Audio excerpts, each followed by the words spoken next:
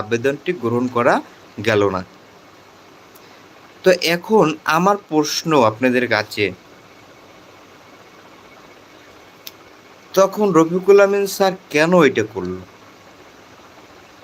এই ৪৫ লক্ষ মানুষের দিকে কি উনি একটিবারও চিন্তা করল না?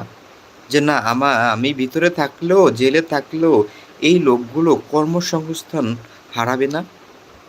হয়তো আমাদের ব্যবসাটা স্লো যেত, কিন্তু আমরা কিন্তু কর্মসংস্থানটা ঠিকই ধরে রাখতে পারতাম।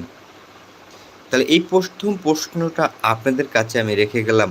এটা কিন্তু একদম আইনি দলিল আছে। আপনারা যদি দেখতে চান কেউ, আমি আপনাদেরকে দেখাতে পারবো যে এখানে বো আ আরজিএসসি বলেছিল যে আপনারা নতুন বোর্ড যারা অভিযুক্ত না তাদেরকে দিয়ে, যারা আছে তাদেরকে দিয়ে আপনি আবেদন করেন।